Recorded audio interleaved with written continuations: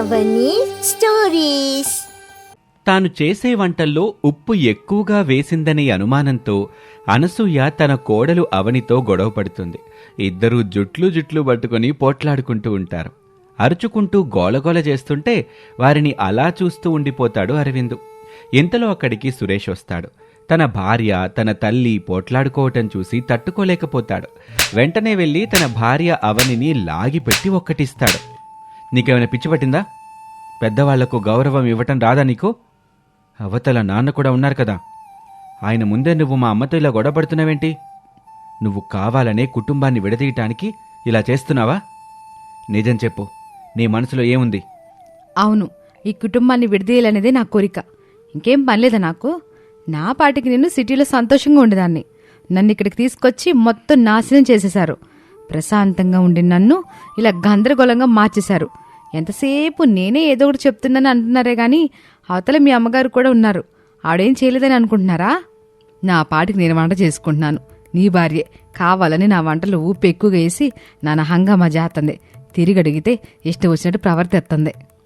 అబ్బబ్బా, రోజు రోజుకి ఈ గోల ఎక్కువైపోతుంది. నేను భరించలేకపోతున్నాను. నాన్నా, మీరిలా రాయిలా చూస్తూనే ఉంటారా? ఏమీ మాట్లాడరా? రే నాన్న, ప్రతి ఇంట్లో ఇవన్నీ ఉండేవేలారా? అయినా ఆడాల విషయంలో మనం కలగజేసుకోపోవడమే మేలు. కానీ నువ్వు తప్పు చేశావు. భర్త ఎన్ని బాధలైనా పడొచ్చు, కానీ భార్యని మాత్రం బాధ పెట్టకూడదురా. నువ్విందాక నీ భార్యపై చేయి చేసుకున్నావు. అదెంత తప్పో తెలుసా? ప్రతి మగాడికి ఇదొక అలవాటుగా మారుతుంది. భార్యని కొట్టడం ఏదో సాధించావని అనుకుంటున్నారు. ఇలాంటి ఇంట్లో ఉండడం కంటే మా పుట్టింటికి వెళ్ళిపోవడం మంచిది. అలా ఏడ్చుకుంటూ అవని ఆ ఇంట్లో నుంచి బయటకొచ్చేస్తుంది. అవని అలా ఊళ్ళోని వీధిలో ఏడ్చుకుంటూ వెళ్ళటాన్ని ఊరంతా చూస్తారు. ఒరేయ్, కోడలలా వెళ్ళిపోతుంటే ఇంకా ఇక్కడ ఉన్నావే, వెళ్ళరా, వెళ్ళు. నేను వెళ్ళనన్నా, నా వల్ల కావటం లేదు. ఇప్పుడెళ్ళి నేను కాళ్ళు పట్టుకొని అడుక్కోవాలి, బ్రతిమలాడుకోవాలి, బుజ్జగించాలి. అవన్నీ నా వల్ల కాదు నాన్న. ఛీ, ఆపరా. మీ అమ్మ నేను ఎంతకాలం ఉంటాం? మహా అయితే మేం చచ్చే వరకే నీతో ఉండగలం. కానీ భార్య అట్లా కాదురా. నువ్వు చచ్చేదాకా నీకు తోడుగా ఉండేది భార్య. ఇక్కడికొచ్చి నువ్వు పూర్తిగా మారిపోయావు. అమ్మకు తగ్గ కొడుకులా ఉంటే సరిపోదు, భార్యని కూడా బుజ్జగించటం నేర్చుకోవాలి. ఇలా అలకాపి మెల్లగా వెళ్ళి నీ భార్యని తీసుకురా. అది కాదు నాన్న, ఇంక చాలు, ఎల్లు. అలా అరవింద్ కోపంగా చెప్పటంతో సురేష్ పరుగున తన భార్య దగ్గరకు వెళ్తాడు. అప్పటికే అవని ఊరి చివర ఉన్న రోడ్డు వద్ద బస్సు కోసం ఎదురు చూస్తూ ఉంటుంది. సురేష్ మెల్లగా అవని దగ్గరకు వెళ్ళి కన్నీళ్లు పెట్టుకుంటాడు. అవని, నిన్ను బాగా చూసుకోవాలనే ఉంది, ఏడిపించకుండా చూడాలనే ఉంది. కానీ ఇలా అవుతుందని అసలు ఊహించలేదు. నా మాట విను, దయచేసి నన్ను అర్థం చేసుకో. మనం ఇంటికెళ్దాం పదా. కోపంలో నీపై చేయి చేసుకున్నాను, నన్ను క్షమించు. ఇక చాలు, నన్ను అవమానించింది చాలు. నేను ఇక భరించలేను. చీటికి మాటికి నన్ను మీరు మీ అమ్మ ముందు అవమానిస్తుంటే చూస్తూ ఊరుకోను. దయచేసి నన్ను వదిలేయండి. నా బ్రతుకు నేను బ్రతుకుతాను. కష్టపడి బ్రతికే శక్తి నాకుంది. అయ్యో అవని, నా మాట వినొచ్చు కదా. నన్ను అర్థం చేసుకోవని. నువ్వు లేకుండా నేనుండలేను. నీకోసం ఏదైనా చేస్తాను. నా కోపం ఎంతసేపు ఉంటుంది? కొంతసేపే కదా. ఇన్నేళ్ళు నువ్వు నన్ను అర్థం చేసుకుంది ఇంతేనా? అవునా? అయితే నేను చెప్పింది చేయండి. అలాగైతే నేను ఇంటికొస్తాను, లేకపోతే రాను. సరే, ఏం చేయమంటావు చెప్పు. అయితే మీ అమ్మతో మాట్లాడడం ఆపేయండి. అలాగైతే నేను ఇంటికొస్తాను. లేకుంటే ఇప్పుడే మనం సిటీకి వెళ్ళిపోదాం. ఏదో ఒకటి ఇప్పుడే నిర్ణయించుకోండి. అలా అవని అనగానే సురేష్ ఆలోచనలో పడతాడు. చాలాసేపు ఆలోచించిన తర్వాత ఒక నిర్ణయం తీసుకొని అవనితో మాట్లాడతాడు. అవని, నేను చాలా ఆలోచించాను. ఇప్పుడున్న పరిస్థితిలో మనం సిటీకి వెళ్ళలేం. అందుకే నువ్వు చెప్పినట్లుగా నేను మా అమ్మతో మాట్లాడడం మానేస్తానులే. ఇంక పద, మన ఇంటికి వెళ్దాం అంటూ సురేష్ అంటూ ఉండగానే అరవింద్ పరుగున కన్నీళ్లు పెట్టుకుంటూ అక్కడికి వస్తాడు. రే సురేషు, మీ అమ్మ నాన్నా, అమ్మకేమైంది? మీ అమ్మ కళ్ళు తిరిగి పడిపోయిందిరా. నాకెందుకు భయంగా ఉంది. వెంటనే ఆసుపత్రికి తీసుకెళ్ళాలి. పదరా వెళ్దాం. అయ్యో, ఎంత ఘోరం జరిగిపోయింది అని సురేష్ అరవింద్ ఇద్దరూ ఏడుస్తూ ఇంటికి చేరుకుంటారు. అవని కూడా వెళ్తుంది. ఆ రోజు ఆసుపత్రికి చేరుకోగానే డాక్టర్లు వైద్య పరీక్షలు చేసి విషయం చెప్తారు. చూడండి, గత కొన్ని రోజులుగా ఆమె సరిగా నిద్రపోతున్నట్లుగా లేదు. మానసికంగా చాలా బాధపడుతున్నట్లుగా ఉంది. అందుకే ఆమెకు గుండెపోటు వచ్చింది.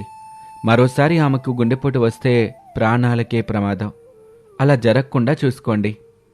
డాక్టర్ గారు, ఇప్పుడు ఇంటికి తీసుకెళ్ళొచ్చా? లేదండి, మరో 4 రోజుల పాటు ఆమె ఆసుపత్రిలోనే ఉండాలి. 4 రోజుల పాటు మందులు ఇస్తాం, వాటిని వాడాల్సి ఉంటుంది. ఆమె పరిస్థితి కుదుటపడ్డ తర్వాత ఇంటికి పంపిస్తాం. అలా డాక్టర్ చెప్పి వెళ్ళగానే అరవిందు దిగులు పడిపోతాడు. వారిని చూసి అవనికి బాధగా అనిపిస్తుంది. ఇక కాసేపటి తర్వాత అరవింద్ మెల్లగా అవని దగ్గరికొచ్చి, అమ్మా అవని, నీకు చేతులెత్తి మొక్కుతున్నానమ్మా. మీ అత్తగారు ప్రవర్తించిన తీరుకి నేను క్షమాపణ అడుగుతున్నాను. తన పరిస్థితి చూసావుగా, డాక్టర్ ఏం చెప్పారో నువ్వు విన్నావుగా. ఏకనైనా మనం తనని బాగా చూసుకోవాలమ్మా. నువ్వే మీ అత్తని దగ్గరుండి మరీ చూసుకోవాలమ్మా, చూసుకోవాలి. మావయ్య, మీరు బాధపడకండి, అత్తయ్యకేమీ కాదు. నీకొక విషయం చెప్పాలమ్మా. మొన్న మధ్య ఎవరో ఓ మాట అన్నారు. కూతురు లేదు కదా, మీ జీవితం సంతోషంగా ఉంటుందిలే అని చెప్పారు. ఆ విషయం విని మీ అత్తగారేమందో తెలుసా? నా కూతురు లేదని ఎవరు చెప్పారు? నా కోళ్లే నా కూతురు. ఇంట్లో కూతురుండటం ఎంత అదృష్టమో తెలుసా? మీరంతా కూతుళ్ళని కోడలని భారంగా చూస్తారు. అందుకే మీ జీవితాల్లో ఆనందం ఉండదు అని చెప్పిందమ్మా. నువ్వంటే మీ అత్తకు అంత ఇష్టం తల్లి. ఇంట్లో చిన్న చిన్న గొడవలు ఉండాలి, అందులోనూ అత్తా కోడల మధ్య కాస్త ఎక్కువగానే ఉంటాయి. పోట్లాడుకోవాలమ్మా, కానీ మళ్ళీ కలిసిపోవాలి. అప్పుడేగా జీవితం బాగుంటుంది. నాన్న, మీరు ఇబ్బంది పడకండి. చాలాసేపటి నుంచి బాధపడుతూనే ఉన్నారు, కన్నీళ్ళు పెడుతూనే ఉన్నారు. ఊరుకోండి నాన్న, ఊరుకోండి. పదబాబు, ఇంటికి వెళ్దాం. కాసేపు నేను ఇంటికి వెళ్ళొస్తాను. అలాగే మీ అమ్మ బట్టలు కూడా తీసుకురావాలిగా. కాళ్ళు ఇక్కడ ఉంటుందిలే. అలా అరవింద్ తన కొడుకు సురేష్ని తీసుకుని వెళ్తాడు. ఇక అవని మెల్లగా తన అత్తగారు అనసూయ దగ్గరికి వెళ్తుంది. అనసూయ తన కోడల్ని చూసి ఏమీ మాట్లాడకుండా ఉండిపోతుంది. కాసేపటి తర్వాత, ఏంటి, నేను చస్తానని అనుకున్నావా? ఇక సంతోషంగా ఉండొచ్చని అనుకున్నావా? నా కొడుకుని సిటీకి తీసుకెళ్ళిపోవచ్చని గంతులేసుంటావే. నీ పప్పులేం ఉడకనివ్వను. నా ప్రాణం గట్టిదేలే. నా కొడుకు నా దగ్గరే ఉంటాడు. ఎట్టి పరిస్థితుల్లోనూ సిటీకి వెళ్ళనివ్వను. మీరిలా పగబట్టిన పాములా మాట్లాడకండి. మీ పేరే అనసూయ కాదు, అసూయ. నేను సంతోషంగా ఉండడం మీకు ఇష్టం లేదా? ఇప్పుడు మీ పరిస్థితి ఏం బాగాలేదు. అసలు మానసికంగా కూడా మీరేం బాగాలేరు. ముందేం మాట్లాడకండి, విశ్రాంతి తీసుకోండి. అరే, నా మీద జాలి చూపిస్తున్నావా? నీకు ఈ అలవాటు కూడా ఉందా? అబ్బబ్బబ్బా, మీ దగ్గరుంటే నాతో గొడవ పడాలని చూస్తారు. ఇక్కడుండడం నా తప్పు అంటూ అవని ఆ గదిలో నుంచి బయటకు వెళ్తుంది. ఆ రోజు మధ్యాహ్నం వేళకి అనసూయకి అవనికి క్యారేజ్ తీసుకొస్తాడు సురేష్. అమ్మా, ఇప్పుడు ఎలా ఉంది? బానే ఉందిలే గాని నాన్న ఎక్కడున్నాడు? నాన్నని ఇంట్లోనే ఉండమన్నానమ్మా. కాస్త విశ్రాంతి తీసుకోమని చెప్పాను. సరే, వెళ్ళి నీ భార్యని తీసుకురా. తనెందుకులే అమ్మా. ముందు పిలవరా. అలా అనసూయ అంటూ ఉండగానే అక్కడికి అవని వస్తుంది. అవనిని చూసి అనసూయ మొహం తిప్పుకొని, ఒరే సురేషు, ఆ భోజనం అవనికి నాకు తినిపిచ్చుద్ది. ఏంటి, మీకు నేను తినిపించాలా? అవునమ్మా, నా చేతులకి ఏవేవో పెట్టారు కదా, నేనట తింటాను చెప్పు. నీ చేత్తోనే నువ్వు అన్నం కలిపి నాకు గోరు ముద్దలు పెట్టు, తింటాను. అవని, ముందు అమ్మకి భోజనం పెట్టేసాయి, మనం తర్వాత తిందాం గాని. అలా తన భర్త కూడా అనటంతో చేసేదేమీ లేక అవని కంచంలో అన్నం కలిపి తన అత్తగారు అనసూయకు తినిపిస్తుంది. అది అట్టగుండాలి. ఇట బుద్ధిగా పెద్దాల మాటింటే ఏ గొడవ రాదు కదా. మీరు కాస్త మాట్లాడకుండా తింటారా? అంటే ఏంటి, నన్నే నోరు మూసుకోమని తినమంటున్నావా? చూశారండి, మీ అమ్మగారు ఇలా కావాలని నాతో గొడవ పడ్డానికి చూస్తున్నారు.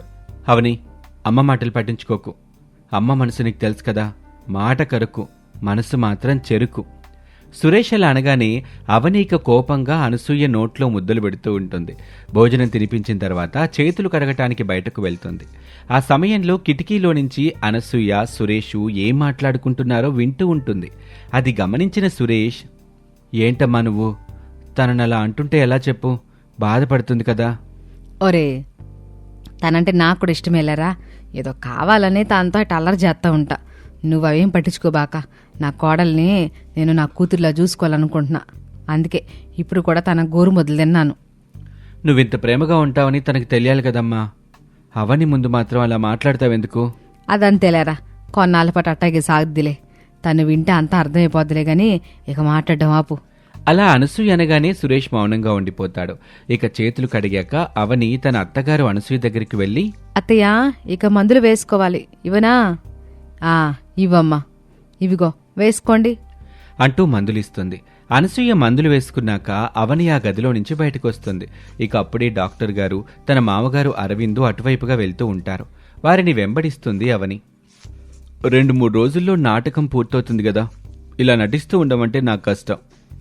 2 రోజులే డాక్టర్ గారు, ఆ తర్వాత అంతా సర్దుకుంటుంది. మీరప్పుడు నయమైపోయిందని పంపించేయచ్చు. సరేనండి, మీరు చెప్పినట్లే చేస్తాను. ఇలా మనం నాటకం ఆడుతున్నామని ఎవరికీ తెలియకూడదు, లేకపోతే నాకు సమస్య అవుతుంది. అస్సలు తెలియనివ్వనండి, ఈ విషయం మన మధ్య ఉంటుంది.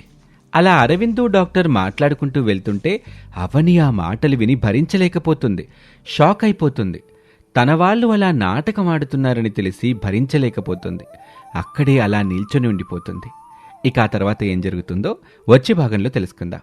ఇది ఇవాల్టి కథ. మరొక ఆసక్తికర కథలో మళ్ళీ కలుద్దాం. నమస్తే. కోమాలో నుంచి బయటకొచ్చిన అరవిందు తన భార్య అనసూయని, కొడుకు సురేష్, కోడలు అవనిని తాడుతో కట్టి ఉండటాన్ని చూసి తట్టుకోలేకపోతాడు. వెంటనే పద్మను కర్రతో కొడతాడు. తన కుటుంబాన్ని కాపాడుకుంటాడు. ఇక తన భార్య అనసూయని చూసి కోపంతో ఊగిపోతాడు. నీలాంటి నీచురాలు ఈ భూమి మీద ఉండకూడదే. భర్తనను కూడా చూడకుండా నువ్వు చేసిన పనేమన్నా బావుందా? ఆ రోజు నేను నీ కోడలతో నీ గురించి చెప్పి నీ బాగోతం బయటపడతానని నన్ను చావగొట్టించావు. నీ దెబ్బలు తట్టుకోలేక నేను కోమాలోకెళ్ళాను. కాని నువ్వు చేసే ప్రతి పనిని నేను గమనిస్తానే ఉన్నాను. నన్ను కొట్టి ఆ తప్పుని కోడలి మీద వేశావు. ఏంటి నాన్న మీరనేది? అయితే నేను అనుమానించింది నిజమేనన్నమాట. అయినా అమ్మెందుకు అలా చేసింది? అసలు ఈ అమ్మ మనసు మారటానికి కారణమేంటి? ఇంత కిరాతకంగా అమ్మ మారిపోతుందని నేను అస్సలు అనుకోలేదు నాన్నా. ఈ తల్లులంతా ఇంతేరా. పుట్టినప్పటినుంచి కొడుకుల్ని గారాబంగా పెంచుకుంటారు. ఆ కొడుకు తమ మాటే వినాలని, తమనే దేవతలా పూజించాలనుకుంటారు. అక్కడి వరకు బానే ఉంది. కాని కొడుక్కు పెళ్ళైన తర్వాత వీళ్లలో దాగి ఉన్న ఓసరవెలి బయటకొచ్చుద్ది. కోడలు మాటలు కొడుకు వెంటంటే తట్టుకోలేకపోతారు. ఇదిగో మీ అమ్మలాగా కోడల్ని చంపడానికి కూడా సిద్ధపడతారు. కట్టుకున్న నిన్ను కూడా అమ్మ అలాగే చేసింది. నేను భరించలేకపోతున్నానన్నా. అమ్మ ముందులాగా మామూలు మనిషి అవ్వాలి. ఇలాంటివి చేస్తూ అందరి చేత మాటలు పడాల్సిన కర్మ అమ్మకేం పట్టింది? అమ్మా, ఇకనైనా మారమ్మా. నిన్నిలా చూస్తుంటే నాకు చాలా బాధగా ఉంది. మారుతాను బాబు, మారుతాను. ఇదిగో ఈ పద్మ మాటలు విని నేను చెయ్యకూడని పనంటూ లేదు. ప్రతిరోజు నాకు ఏవేవో మాటలు నూరిపోసింది. నేను బాగానే ఉండాలనుకున్నాను. కాని నువ్వు కోడలు మాట వింటుంటే తట్టుకోలేకపోయేదాన్ని, భరించలేకపోయేదాన్ని. చూసావు గదరా, ప్రతి తల్లి ఇంతే. కుటుంబంలో కలహాలు, గొడవలు ఎప్పుడొస్తాయో తెలుసా? తల్లి మాట కొడుకు విననప్పుడు, తల్లిని కొడుకు పట్టించుకోనప్పుడు. మరోవైపు కోడలు కూడా ఉంటారుగా, వాళ్ళేమో తమ భర్తని తమకు అనుకూలంగా మార్చుకోవాలని చూస్తారు. అత్తాకోడల మధ్య ఈర్ష్య ద్వేషాలే ప్రతి కుటుంబంలో గొడవలకి కారణమవుతున్నాయి. మావయ్య, అత్తయ్యను నేను మా అమ్మలాగే చూశాను. ఇప్పటి వరకు అత్తయ్యకు నచ్చని పని నేను చెయ్యనే లేదు. కాని ప్రత్యక్షంగా నాకు నరకం చూపించింది మా అత్తయ్య. ఒకసారి కూర్చుని మాట్లాడుకుంటే సమస్య పరిష్కారం అయ్యేది కదా. పద్మ మాటలు విని అందర్నీ బాధ పెట్టారత్తయ్య మీరు. ఈ పద్మ తన కూతుర్ని మీ ఆయనకిచ్చి పెళ్లి చేయాలనుకుంది. అదేమీ తప్పు కాదు. ఏ తల్లికైనా ఒక మంచి వ్యక్తితో తమ కూతురు పెళ్లి చెయ్యాలనుకుంటుంది. కాని మీ అత్త అక్కడ కూడా పొగరబోతు మాటలు మాట్లాడి వాళ్ళని అవమానించింది. పాపం ఆ అంజలి ఆ మాటలు తట్టుకోలేక బలవంతంగా ప్రాణాలు తీసుకుంది. అసలు అంజలి నన్నంత ప్రాణంగా ప్రేమిస్తుందని నేను అనుకోలేదు. 2-3 సార్లు మాత్రమే నేను అంజలిని చూశాను. కాని తను మాత్రం నన్ను చాలాసార్లు చూసిందంట. నాపై ఇష్టాన్ని పెంచుకుందని పద్మ చెప్తేనే తెలిసింది. నాకు ఆ విషయం తెలుసుండుంటే అలాంటి అంజలిని నేను వదులుకునేవాన్నే కాను. సురేష్ అలా అంటూ ఉండగా పద్మ ఆ మాటలు విని చాలా బాధపడుతుంది. నిజమా బాబూ? నువ్వు చెప్పేది నిజమేనా? నా కూతుర్ని నువ్వు పెళ్లి చేసుకునేవాడివా? అవునండి. ప్రేమించటం గొప్ప కాదు, ప్రేమించబట్టం గొప్ప. మీ కూతురు అంజలి నన్ను ప్రేమిస్తుందని నాకు తెలుసుండుంటే నేను ఖచ్చితంగా పెళ్లి చేసుకుని ఉండేవాణ్ణి. మా అమ్మ మాటలు కూడా నేను లెక్క చేసేవాణ్ణి కాదు. అయ్యో, ఈ మాటలు నా కూతురు వినుంటే ఎంత బావుండేది. అదెక్కడున్నా ఈ మాటలు విని దాని ఆత్మ శాంతిస్తే నాకంతే చాలు. ఈరోజు మీ అమ్మ మాట్లాడిన మాటలకు నా కూతురు చనిపోయింది బాబు. నీపై ప్రేమను చంపుకోలేక, మీ అమ్మ చేసిన అవమానం భరించలేక తను ప్రాణాలు వదిలింది. అదే నన్ను కిరాతకంగా మార్చింది. ఇక నేను వెనక్కి తిరిగి చూసుకోలేదు. పగను తీర్చుకోవాలనుకున్నానంతే. చాలా రోజుల నుంచి అంజలి నన్ను ప్రేమిస్తున్న సంగతి నాకు తెలీదు. ఆ విషయం మీకు కూడా తెలీదు అనిపిస్తుంది. ఆ విషయంలో తప్పు జరిగింది. ఇక మనం ఏమీ చేయలేం. తిరిగి అంజలిని బ్రతికించలేం కదా. చూడండమ్మా, ఇకపై నేను మీ బిడ్డను. నన్ను అంజలిలాగే చూడండి. అందరం కలిసుందాం, కలిసి బ్రతుకుదాం. నేనొప్పుకోనుగాక ఒప్పుకోను. ఈ దరిద్రపు దానితో నేనుండలేను. అమ్మా అవని, ఈ పద్మ మనతో వద్దు. మిమ్మల్ని నా చేతులతోనే చంపించాలని చూసింది. దీన్ని అంత తేలిగ్గా వదలకూడదు. ఏదో ఒకటి చేసి దీన్ని పోలీసులకి పట్టిద్దాం. వాళ్లే అంతా చూసుకుంటారు. అయ్యో అనసూయ, నా తప్పు నేను తెలుసుకున్నాను. ఇకపై నేను మిమ్మల్ని బాధ పెట్టను. దయచేసి నా మాట విను. అవనిని నా సొంత బిడ్డలాగా చూసుకుంటాను. ఎన్ని రోజులు నేను చేసిన తప్పుకు ప్రాయశ్చిత్తం తీర్చుకోనివ్వు. అమ్మా, పద్మక్కకి ఒక్క అవకాశం ఇద్దాం. ప్రతి ఒక్కరూ తప్పు చేస్తారు, కానీ ఆ తప్పుని సరిదిద్దుకునే అవకాశం ఇవ్వాలి కదా. మనం ఆ అవకాశాన్ని పద్మక్కకిద్దాం. ఒరేయ్ బాబూ, అది జిత్తుల మారి నక్కరా. దాన్ని నమ్మలేం. బంగారం లాంటి మీ నాన్నను నా చేతే కొట్టించి కోమాలోకి వెళ్లేలా చేసింది. దీని మాటలు వింటే ఎవ్వరైనా మారిపోవాల్సిందే. సమయం చూసి ఇది తన పంజా విసురుతుంది. జాగ్రత్తగా ఉండాలి బాబూ. నేను నమ్మలేను దాన్ని. మేం నిన్ను నమ్మాం గదా. నువ్వు మళ్ళీ నన్ను కొట్టి చంపవని నమ్మకమేంటి? ఎప్పుడు చూసినా నువ్వు కోడల్ని చంపాలంటూ ఉంటావు. ఇప్పుడు కూడా నువ్వు మారావని నాకు నమ్మకం లేదు. అయినా నువ్వు మారతావని నమ్మావంతే. నీలాగే పద్మకు కూడా అవకాశం ఇవ్వాలి. మనిషిగా మారడానికి కాస్త సమయం ఇవ్వాలి. అవునత్తయ్యా. అలాగే అలాగే, మీరంతా చెప్తున్నారు కాబట్టి ఒప్పుకుంటాను. ఆ పద్మ మనతో ఉండడానికి సరేనంటాను. ఆహా అనసూయ, చాలా సంతోషంగా ఉంది. మీలాంటి మంచి మనుషులు నాకు దక్కారు. నా కూతురు అంజలి పోతూ పోతూ మీలాంటి కుటుంబంలోకి నన్ను చేర్చింది. అవనిలాంటి కూతుర్ని నాకిచ్చింది. చాలా ఆనందంగా ఉందిప్పుడు. ఈ సమయంలో మనమంతా సంబరాలు చేసుకుందాం. విందు భోజనం ఏర్పాటు చేసుకుని అందరం కలిసి తిందాం. అవునవును. అయితే అందరికీ వేడివేడి వంటకాలు సిద్ధం చేసేస్తాను. అలా అప్పటి వరకు జరిగినవన్నీ మర్చిపోయి మళ్ళీ సంతోషంగా బ్రతకాలనుకుంటుంది ఆ కుటుంబం. అనసూయలో వచ్చిన మార్పుని చూసి అవని సంతోషిస్తుంది. పద్మ కూడా మారిపోవటం చూసి అందరూ మళ్ళీ హాయిగా బ్రతకాలి అనుకుంటారు. ఆ రోజు రాత్రి అందరూ విందు భోజనం ఏర్పాటు చేసుకుని తింటూ ఉంటారు. అత్తయ్య, మీకు కొంచెం వెయ్యనా? చికెన్ చేశాను, మీకిష్టమనే చేశాను.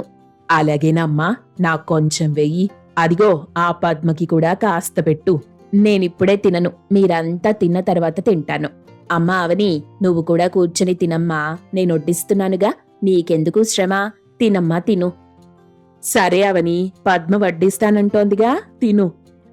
ఇదిగో అవని, మనిద్దరం ఒకే కంచంలో తిందాం. ఇలా తిని ఎన్ని రోజులైందో తెలుసా? ఆహా, భలేగా ఉంది. చాలా రోజుల తరువాత మనసు ప్రశాంతంగా అనిపిస్తుంది. నాకైతే ప్రతిరోజు ఇలాగే ఉంటే బావుండనిపిస్తాంది. రోజు కొత్త కొత్త వంటలు తినాలి. ఇలా విందు భోజనం తింటూ పాటలు పాడుతుంటే భలే ఉంటుంది. భలే భలే, మీలాంటి వాళ్ళు సరదాగా మాట్లాడుతుంటే బావుంటుంది. ఇలా నవ్వుకొని ఎంతకాలం అయ్యిందో. అన్నట్టమ్మ అవని, ఇక మీ అత్తగారు కూడా మనతో కలిసిపోయారు కాబట్టి నువ్వు తర్వాత ఏం చేయాలనుకుంటున్నావు? ఏం చేస్తే మన కుటుంబం బావుంటుందో చెప్పమ్మా. ఇప్పుడు అవన్నీ ఎందుకండి, తర్వాత మాట్లాడుకోవచ్చు కదా. లేదే, ఈ సంతోషంలోనే కోడలు నీకో విషయం చెప్తే బావుంటుంది. మన అవని ఒక వ్యాపారం చెయ్యాలనుకుంటుంది. అదేనే, చీరల వ్యాపారం చెయ్యాలని చూస్తుంది. అమ్మా అవని, ఇప్పుడిప్పుడే నువ్వు కోలుకుంటున్నావు. అన్ని సమస్యలు ఇప్పుడే తీరాయి. కొన్నాళ్ల పాటు కాస్త ప్రశాంతంగా ఉండమ్మా. అలాగే అత్తయ్యా. అంటే నేను చెప్తున్నానని కాదు, నీకిబ్బందొద్దని అంటున్నాను అంతే. అలాగే అత్తయ్యా, మీరు నా మంచి కోసమే ఆలోచిస్తారని నాకు తెలుసు. అబ్బబ్బా, ఈ అత్తాకోడల ప్రేమ చూడలేకపోతున్నాంగా. ఇదిగో పద్మ, వాళ్ళిద్దరికీ కాస్త మటని తింటారు. ఇదిగో తినండమ్మా, తినండి. అలా పద్మ అందరికీ కొసరి కొసరి వడ్డిస్తూ ఉంటుంది. అందరూ నవ్వుతూ నవ్విస్తూ తింటూ ఉంటారు. కబుర్లు చెప్పుకుంటూ సరదాగా మాట్లాడుకుంటూ తింటూ ఉండగా అనసూయకి ఉన్నట్టుండి కళ్ళు తిరుగుతున్నట్టుగా అనిపిస్తుంది. అయ్యో, నాకేదోలా అనిపిస్తోంది. అమ్మా అవని, నా వల్ల కావటం లేదు. నోట్లో నుండి నురగ కూడా వస్తుందమ్మా. అరే అనసూయ, నాకు కూడా అలాగే అనిపిస్తుంది. ఏంటో మైకంగా ఉంది.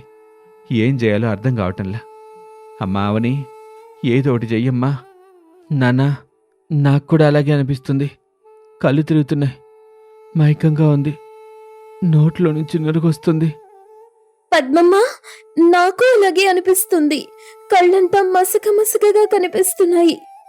అయ్యో అయ్యో, ఏదో అయిపోతుందే. మనందరికీ ఇలా ఏదేదో అవుతుంది. ఏం జరిగింది? పద్మ, వెంటనే మమ్మల్ని ఆసుపత్రికి తీసుకెళ్ళు. ఏదో ఒకటి చేసి మమ్మల్ని కాపాడు. అమ్మా, పద్మమ్మ, వెంటనే ఆసుపత్రికి తీసుకెళ్ళు, లేకుంటే డాక్టర్నైనా ఇక్కడికి తీసుకురా. అలా ఓవైపు అనసూయ, మరోవైపు అరవిందు, అవని, సురేష్లు నోట్లో నుంచి నురగ కక్కుతూ ఇబ్బంది పడుతూ ఉంటారు. వారిని చూసి అప్పటి వరకు నవ్వుతూ ఉన్న పద్మ ఒక్కసారిగా తన మొహాన్ని మార్చేస్తుంది. బిగ్గరగా నవ్వుతుంది. నొప్పిగా ఉందా? ప్రాణం పోతున్నట్టుందా? కష్టంగా ఉందా? అరెరే అనసూయ, నీకు చాలా బాధగా ఉన్నట్టుందే. అరే బాబు సురేషు, నీ పరిస్థితేంటి? ఇప్పటి వరకు మీరు నన్ను పద్మలాగానే చూశారు, కానీ ఇప్పుడు నా విశ్వరూపాన్ని చూస్తారు. పద్మమ్మా, నువ్విలా చేస్తున్నావేంటి? నిన్నెంతో నమ్మాం కదా. ఇలా చేయటం ఏమన్నా బాగుందా?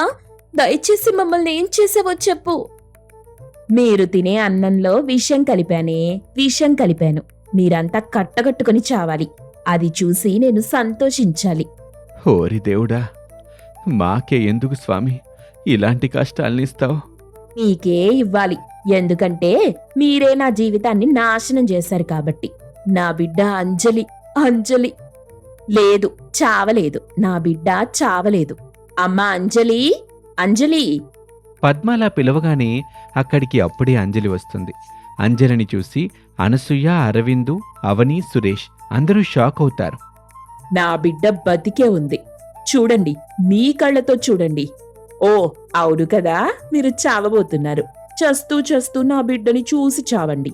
హోసే పిచ్చిదానా, నీ బిడ్డ బతికి ఉంటే మమ్మల్ని ఎందుకు చంపుతున్నావే? చంపే ముందు ఎందుకు చంపుతున్నావో చెప్పవే. అలా ఒక్కొక్కరు చావు బ్రతుకుల మధ్య వెలువిల్లాడుతూ పద్మని అడుగుతూ ఉంటారు. పద్మ ఒక్కసారిగా వారిని చూసి పగలబడి నవ్వుతూ ఉంటుంది. అంజలి మాత్రం ఏమీ మాట్లాడకుండా వారిని అలాగే చూస్తూ ఉంటుంది. అవని కుటుంబం ఇప్పుడు చనిపోబోతుందా? నిస్సహాయ స్థితిలో అనసూయ ఏం చేయబోతుంది? అనసూయ కుటుంబాన్ని పద్మ ఎందుకు చంపాలనుకుంటుంది? ఇవన్నీ తెలియాలంటే తరువాయి భాగం వరకు ఎదురు చూడాల్సిందే. ఇది వాల్టి కథ. మరొక ఆసక్తికర కథలో మళ్ళీ కలుద్దాం. నమస్తే.